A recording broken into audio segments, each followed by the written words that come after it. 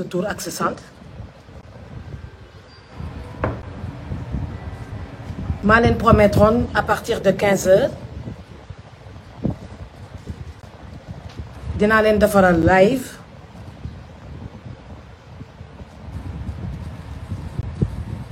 maa ngoog nag live bi mu nekk ko suivre sur Ndella Madior Diouf Facebook suivre ko si chaîne YouTube NMD TV bu bëggoon ngeen vérifier ma ndax son bi mi ngi jàll son baa ngi jàll sur la bande FM maintenant rassurez-moi un peu à distance ndax mi ngi jàll sur la page Facebook ndax mi ngi jàll sur la page Facebook et je veux des lâchers de ballons de cœur maintenant hein. Maintenant je veux pas que des cœurs mais des lâchers de ballons de cœur des lâchers de ballons de cœur pour Ndella Madior Diouf pour Tata Ndella Madior. Est-ce que le son est clair? Donc le son est clair ñu jublu si wax mbir bi maa leen di demander nag ngeen abonné wu si chaîne Ndella Madior Diouf Ndella ñu ngi koy bindee N majuscule DELA Madior M bi majuscule la Diouf bi tout est en majuscule DIOUF.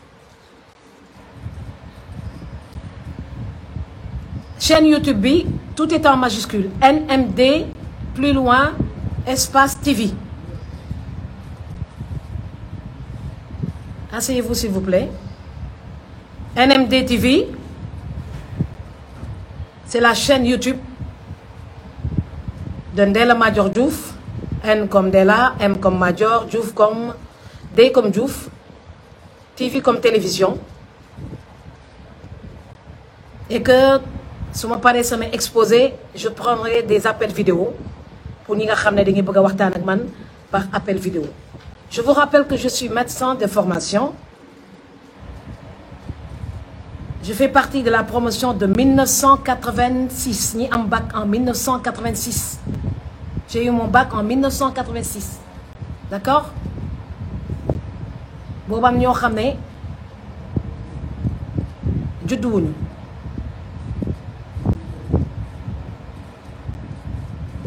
Je devais soutenir ma thèse en 1996. Donc, pour ceux qui préfèrent me suivre sur la chaîne YouTube, je leur demande de cliquer sur la cloche de notification. Comme ça yi ma lancé rek. Saa yi ma lancé ñu jóg. Et j'ai besoin de calme. Un calme plat pour que je puisse faire mon émission.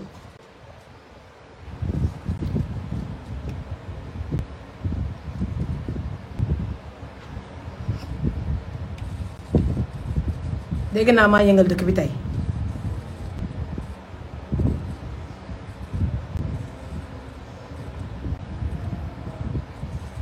wax leen démb tuuti mu wax nànk.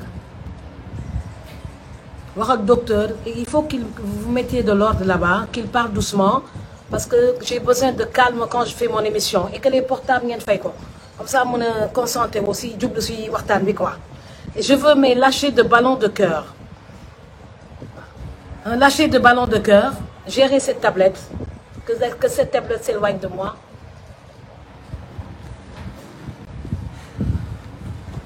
Voilà. su ko defee émission bi daal di neex quoi. Merci pour ceux qui me suivent. Merci. coow li nag dafa bëri tey si dëkk bi. coow li dafa bëri lool si dëkk bi. waa lu waral coow li. lan moo waral coow li gisuguma nag les lâchers de ballon de cœur Je veux des lâchers de ballons de cœur. D'accord? Il faut leur apprendre comment on envoie des lâchers de ballons de cœur. Moïse, il faut leur apprendre comment on envoie les lâchers de ballons de cœur. Il faut leur apprendre. Tu fais le tour. Je veux des lâchers de ballons, sinon je ne commence pas. Je veux des lâchers de ballons de cœur. Am nga Facebook? Am nga Facebook? Moïse, il faut lui apprendre. Des lâchers de ballons de cœur. Soo ne bëggee ma commencer. Des lâchers de ballons de cœur. Lâcher de ballon. Lâcher de ballon mooy nii voum. Da ngeen di cliquer rek. Di cliquer rek. Di cliquer. Na xonk. Na xonk coy waay na xonk.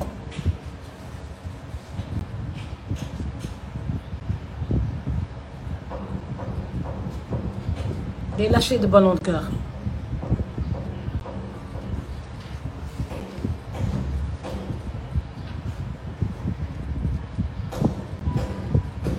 Yves. Docteur.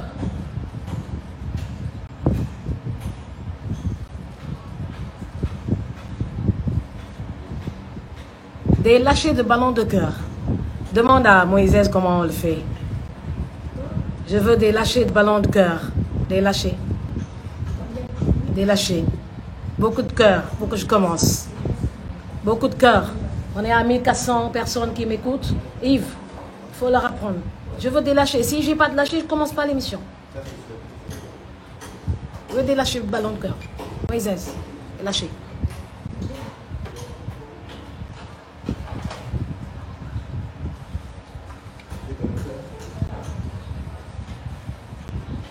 Merci de me suivre.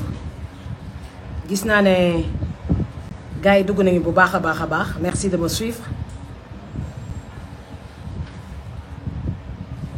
C'est pas des robots qui me suivent, hein.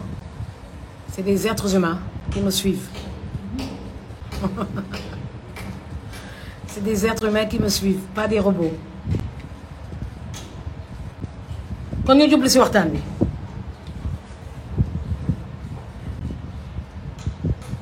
Sénégal lu leen yëngal daal dafa daal di yomb man de dañ maa invité rek émission confrontation dama lu ma fa sama bopp Bijou Ngoné nekk sama xarit te dafa fu dara lu ñaaw invité ma ñu enregistré émission confrontation lépp rafet moom ñoo xam ne nag dañuy am intention ils sont mal intentionnés dafa am ni Sénégal dafa am ñoo xam ne dañuy mal intentionnés ba lu ne tëll rek ñu ne damm na lu ne tëll ñu ne damm na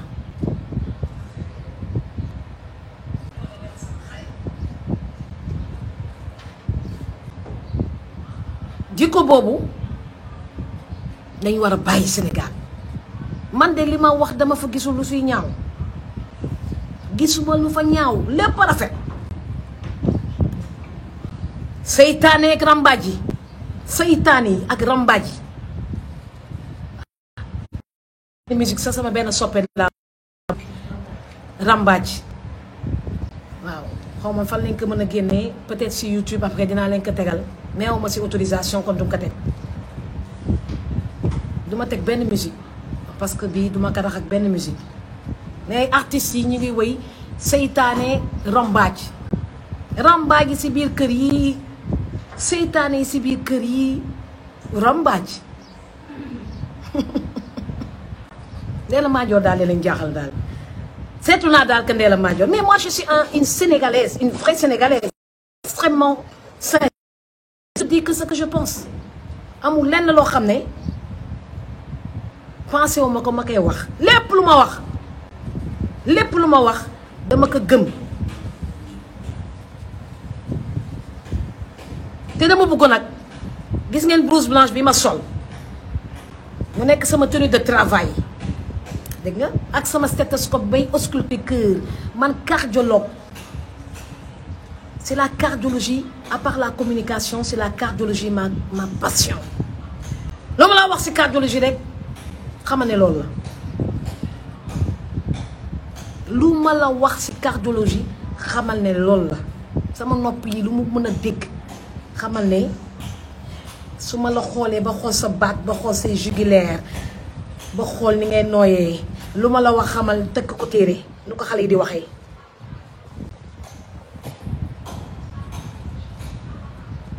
démb confrontation a commencé na 22h avec Bijou et Big Taf ma leen di gërëm di leen di sant au passage ñu posé ma question ma tontu leen te yàlla xam na ne soo leen seetloo sama kanam bi dafa sadd sama kanam bi comme actuellement nii sama kanam bi dafa sadd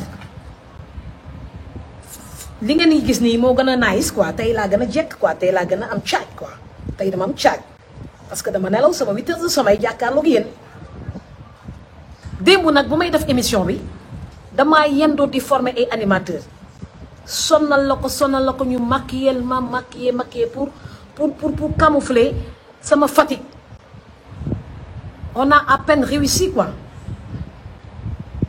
d'accord on a à peine réussi di remercier la maquilleuse de la 2STV au passage mais j'étais trop fatiguée malgré tout j'ai réussi calmement comme je l'ai dit calmement à répondre aux questions j'ai réussi calmement à répondre aux questions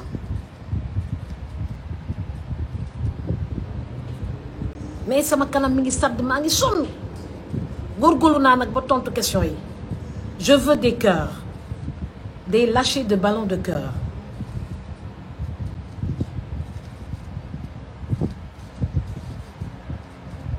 je ne vais pas revenir sur toutes les questions posées dans l'émission.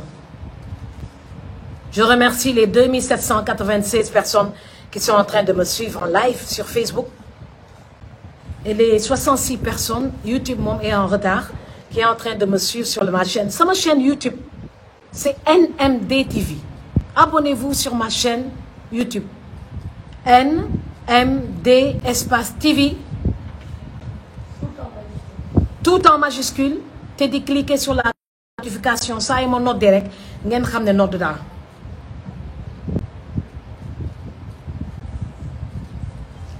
au Sénégal il y a beaucoup de personnes coincées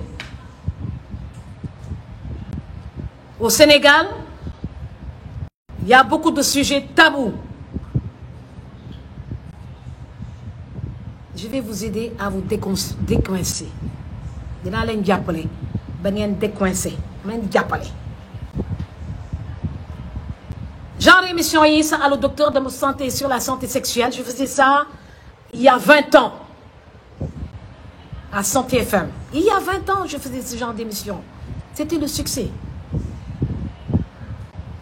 après j'étais fatiguée j'ai pas trouvé un médecin capable de le faire comme je le faisais 20 ans après on va reprendre la santé sexuelle parce qu'en réalité les Sénégalais s'intéressent à la sexualité sans l'avouer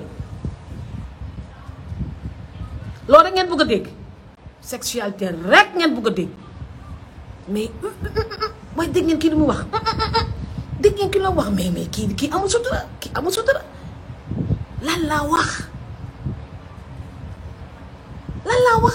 man waxuma dara je n'ai fait que répliquer Bijou Ngoné dafa ma ne il paraît que tu es lesbienne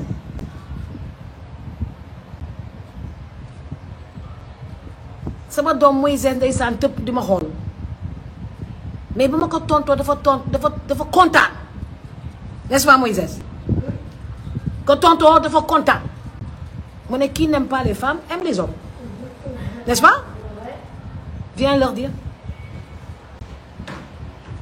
nous on est une famille très libérée très libérée alors vraiment si t'aimes pas les hommes t'aimes les femmes si t'aimes pas les femmes t'aimes les hommes absolument et ta mère aime les hommes absolument voilà moi je ne traumatise pas mes enfants Houreye Thiam danga ma interpellé publiquement ma lay tontu publiquement Houreye Thiam Chaque fois que les gens font des posts sur moi, Yves, il faut écrire leur nom parce que moi, j'ai pas le temps de lire les noms. Chaque fois que les gens font des posts et qui m'interpellent directement, il faut écrire les noms et puis les noms des pages pour que je puisse réagir publiquement et les répondre si ça vaut la peine. Si ça vaut pas la peine, je dois le savoir, mais je passe. Je dois le savoir et je passe. C'est bon. Qu'est-ce que tu dois dire? Qu'est-ce que tu veux dire? Il y a Mam Samba Diouf là. T'as dit tu dois avoir honte pour tes enfants. Toi, est-ce que tu as des enfants? Non. Tu as une famille? Oui. Tu t'occupes? Non. Tu es seul. Tu es en train de regarder le live. Tu mets des méchants commentaires. Pourquoi tu ne quittes pas au lieu de regarder là? Et c'est bien que tu es en train de me voir. Tu as une grosse tête là. Il l'a dit naturellement. C'est un enfant qui lit les commentaires. Hein? Il a dit naturellement. Moi, j'ai éduqué mes enfants dans la liberté. Comme mon père Major m'a éduqué dans la liberté. D'accord? Des personnes se sont levées aujourd'hui. Au lieu de compatir, nous compatir ak ñoo bëri. Ak ñoo bëri. Ma leen di gërëm di leen di sant. Mais il y a certains hypocrites. Il y a certains aigris, il y a certains méchants et méchantes se sont empressés à écrire des posts, à faire des posts pour me critiquer. Yéen a ñàkk jom waay tey ñàkk jom waay yéen a ñàkk jom waay mbajum kanam borom ma koy fegal boppam bi laa yéen a ñàkk jom te malhonnête lan ngeen di xas ak critiquer ci Ndella Madior ki tontu honnêtement man lesbienne ki ka wax amul solo ndax biñ koy ngun-nguni sax ba si Kumba Gawla si Bijou Ngoné si Ndella Madior si comment elle s'appelle encore Viviane jigéen bu siw ngeen ne ko lesbienne la ku siw rek soo leen ko bëggee xas rek ngeen ñee ko rek ne lesbienne la ku siw loolu ngeen di ba nga gis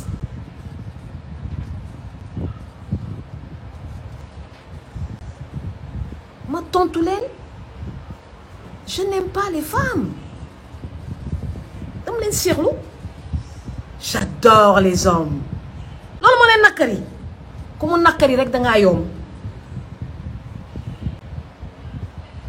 j'adore les hommes les vrais mecs. En réponse à cette phrase, il paraît que tu es lesbienne. Ma lesbienne. Góor day dëgër këcc. Vrai mec. Da ngeen wax ji. loolu lan moo si ay. da ngeen bëggoon ma ne parti di noppi rek. yow ñu tuumal la da nga lesbienne. nga naan parti noppi qui ne dit rien consent. maa bu lànk. Moi, c'est les hommes que je préfère. D'accord? Et les vrais, pas les impuissants. Vrais mecs.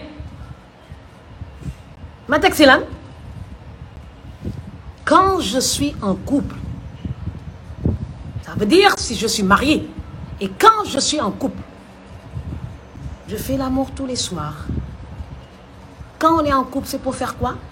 Si tu te maries à la mairie, le fait d'être privé de sexualité est un motif de divorce. Waaw wala déet? Je répète ce que je viens de dire. Une femme qui est privée de rapports sexuels par son mari est un motif purement et simplement de divorce. Allez demander au maire, allez demander au juge. La sexualité du couple est primordiale dans un ménage. On n'en parle pas. Moi, j'en parle calmement et je vais vous aider à vous décoincer. C'est bon. Je vais vous aider à vous décoincer. Je vais vous aider à vous décoincer. parce que vous êtes coincés. Sexualité rek ngeen bëgg dégg seen nopp yi kese. Seetal ma lii 3957 vues parce qu'on parle de sexualité. donc rek ngeen bëgg a dégg seen nopp bëgguma nag tànkal di ma ne woy kii na seet doomam yi mais moi je parle de sexualité à mes enfants. D'oser pour dara bañ leen bett. Et je vous invite à le faire. D'accord? Qu'est-ce que j'ai dit? Quand je suis en couple, je fais l'amour tous les soirs. Parce que, et je le fais avec un vrai mec, mon mari. L'a mentionné?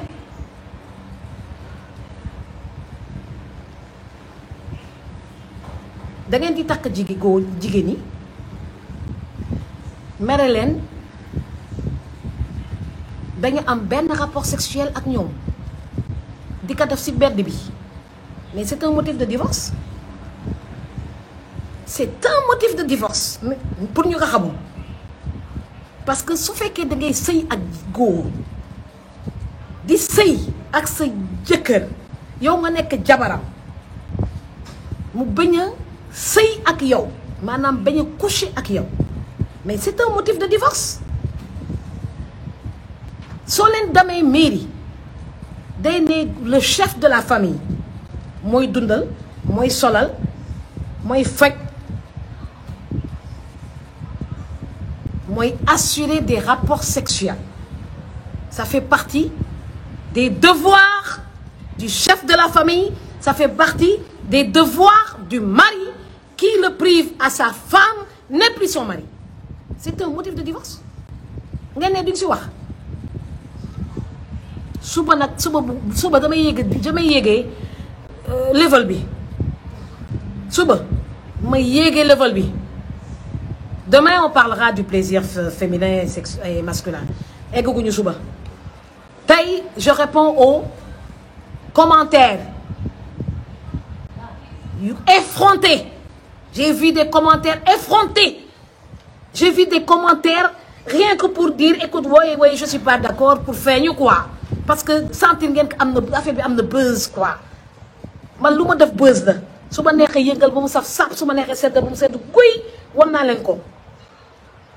Mais la réponse que j'ai donnée c'est pour génne seen bopp ces histoires de lesbiennes là ah lesbiennes yu ñàkk fayda yooyu nga xam ne dama xamul jigéen lan lay gis ci jigéen ba di coucher ak moom góor lan lay gis ci góor ba di coucher ak moom loolu laa xamul muy lesbienne muy homosexuel ah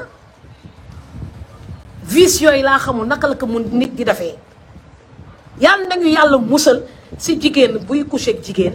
yàlla nañu yàlla musal ci góor buy coucher góor suñu buggee àddina bi di yokk population bi di yokk la famille góor day sëy ak jigéen te suñu sëyee dañu war a coucher pour am ay doom man ci catégorie boobu laa bokk jigéen buy sëy ak góor pour am doom. Et si c'est dans un contexte de ménage, de mariage, on le fait régulièrement. Mais il y a un jëkkër. Pourquoi? Mais le soir, si vous ne couchez pas ensemble, qu'est-ce que vous allez faire? Si vous ne couchez pas ensemble, qu'est-ce que vous allez faire? Non seulement vous devez coucher dans le même lit, ou bien 2 lits jumelés, comme ça se fait, c'est à la mode maintenant les grands lits jumelés, mais vous devez coucher ensemble. Si vous ne couchez pas ensemble, donnez à mon ando. Et ça s'apprend. Coucher avec sa femme, coucher avec son homme, ça s'apprend. dañ koy jàng ngeen bëgg a xëy suba teel rek bëgguma dugal foo xam ne dama siy génne sama bopp mu set wecc te jàkkaarloog yéen di ko waxal di leen koy expliquer ba jàngal leen ko su fekkee mu mokkalu leen ko damay jàkkaarloog yéen di leen koy jàngal pour xale yi juddu dans de très bonnes conditions. Ce sont les baffes qu'il faudra changer après. C'est les baffes qui ont des soucis. Mais après ça va se calmer. dama leen koy jàngal parce que loolu ngeen bëgg a dégg mais da nga si am kersa comme que da ngeen ko bëgg a dégg am si kersa eh bien allons-y Je vais donner des cours. Coach de couple, coach de santé sexuelle, pour que ça se fasse correctement, dans la propreté, sans contamination. Sans contamination. Loolu ngeen bëgg a dégg soo ne ko bëgguloon dénn doo leen nekk 3742 di ma seetaan waay. Loolu ngeen bëgg a dégg dinaa leen jàngal santé sexuelle, toutes les maladies sexuellement transmissibles dinañ ko ci wax. su ko defee su fekkee seen waajur yi jàngalu leen ko man dinaa góorgóorlu di leen li coacher pour que seeni soxna yi mën a bég, pour que seen jëkkër yi mën a bég. Mais il y a rien de tabou dans ce que j'ai dit. Je vois que vous êtes coincés. La majeure partie des Sénégalaises qui ont suivi mon émission sont extrêmement coincées. Décoincez-vous. Dès qu'on parle de sexualité, moi j'ai dosé à la radio, je me suis même à la télévision, 2STV, je me suis même retenue. Certains parlent de folle. Quelle folie? Il y en a deux fois. Il y en a deux fois. Quelle folie? Si vous entrez dans notre cabinet médical, on n'a aucun désir sur un malade. Ok? On te déshabille. Pourquoi la nudité? La nudité vous fait peur. Pourquoi la nudité vous fait peur? Pourquoi? Waaw dégg ngeen de la ma lu mu wax démb dégg ngeen léegi ma jóg leen man damaa yeew man déjà aujourd'hui je me suis réveillée vers 9h10 9h parce que j'étais très fatiguée hier avec les commentaires avec les messages kon damaa biddante tey mais damaa taal sama Facebook rek. non non non mu am benn journal du mu tudd sa turam mu bind Ndella Madior parle de sa vie intime à 2STV. Il faut arrêter vos mensonges. Nit day wax dëgg. Il fallait dire traiter de lesbienne. Ndella Madior réplique et dit qu'elle fait l'amour tous les soirs en couple. Quand tout le monde sait que je suis pas en couple. Je suis pas en couple actuellement. Je suis célibataire.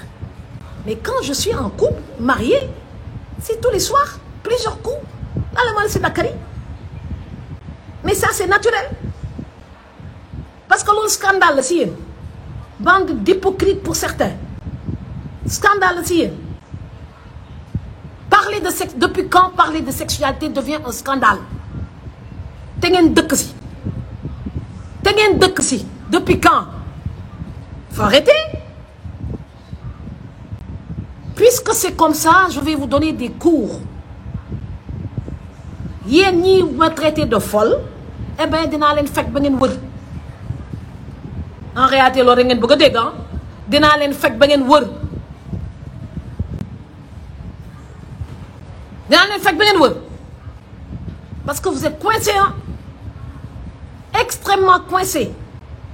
Il faut apprendre à parler de la vie de couple avec aisance. Loolu dara ne aussi. Osez en parler avec aisance. Quel est le problème? Quel est le problème? Quel est le problème? Gisuma problème bi.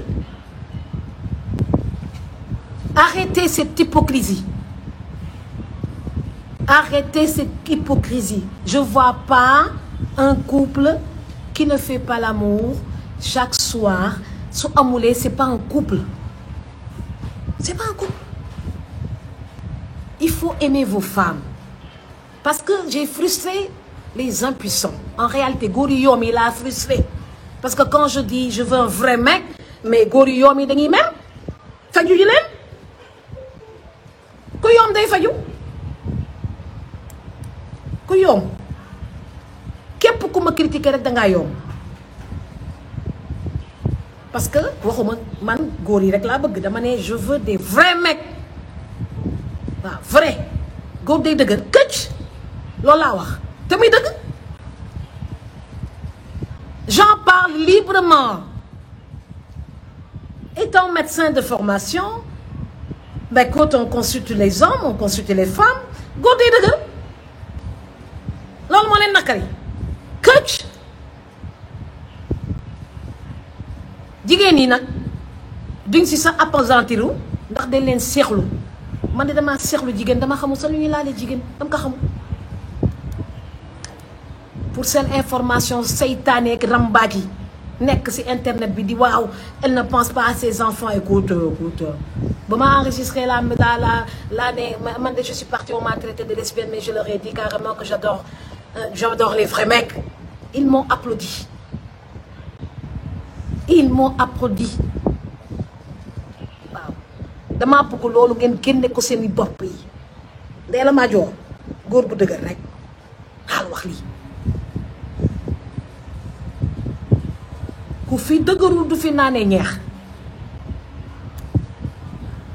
jigéen yaa ngi souffrir seen i biir néeg yi nee ñu ngi sëy te sëyuñu nee ñu ngi sëy te sëyuñu ndax ñu leen di toroxal ndax jël jigéen dugal sa néeg jël jigéen dugal sa kër nee sama jabar la te guddi nga wan ko ginnaaw di ko toroxal bëccëg nga tam si deuxième bureau yi.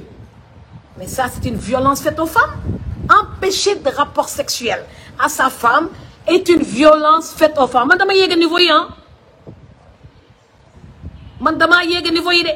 J'ai vu une magistrate qui a été privée de rapport sexuel durant des années. dafa mujjee dee par crise cardiaque. mu tudd tuddam dafa mujjee dee par crise cardiaque. Il y a pas plus triste d'avoir un mari qui refuse de te toucher. Osez en parler. Quand Ndella Madior ose en parler, ça fait un scandale. Pour certains. Pour certains. Pour certains.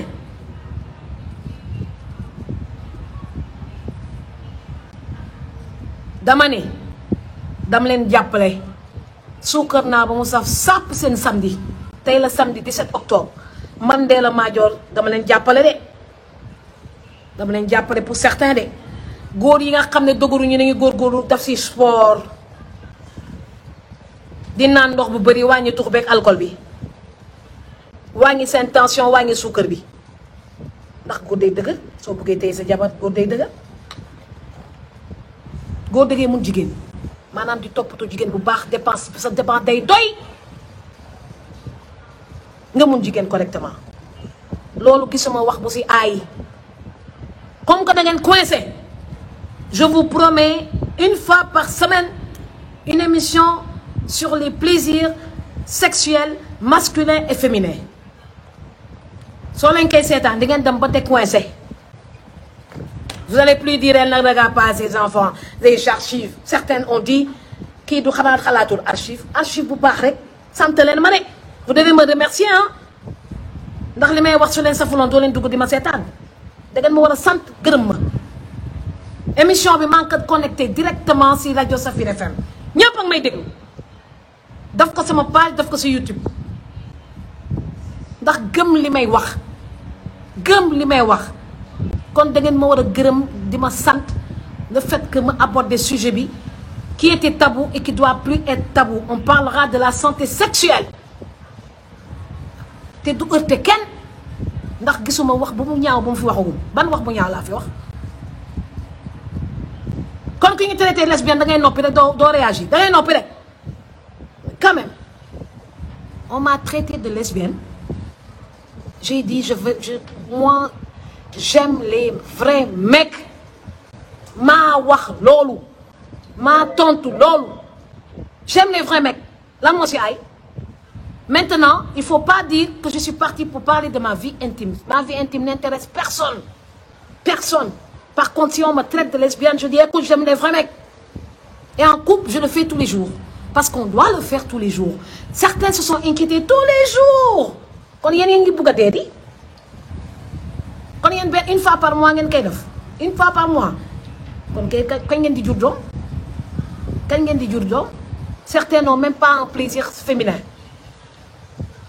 pour vous le plaisir c'est pour la femme il faut arrêter là l'homme doit avoir un plaisir sexuel la femme doit avoir un plaisir sexuel.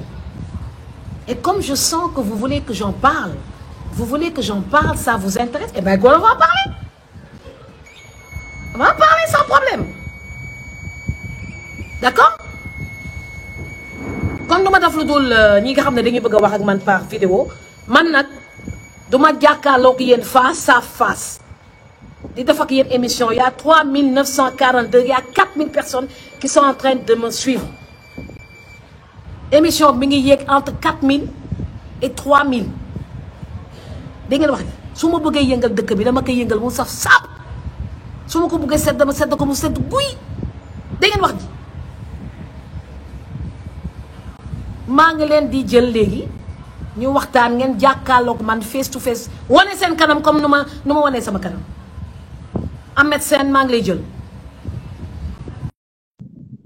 bu bëggul wane kanamam rek jaru muy man sama émission face à face damay wax ngeen may gis ku bëgg a wax ak man nga wane kanam ñu jàkkaarloo féru sinon limitez-vous aux commentaires que je ne lis même pas.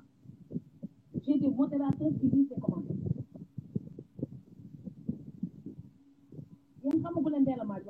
Moi, je suis sans complexe.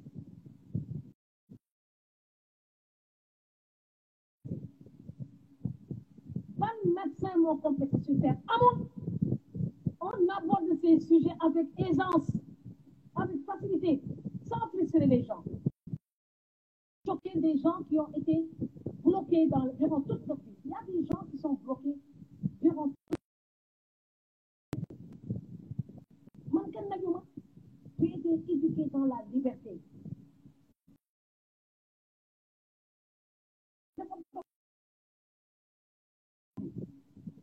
Certains sont en train de saliver. Am na son. Comme que kenn ki jàllul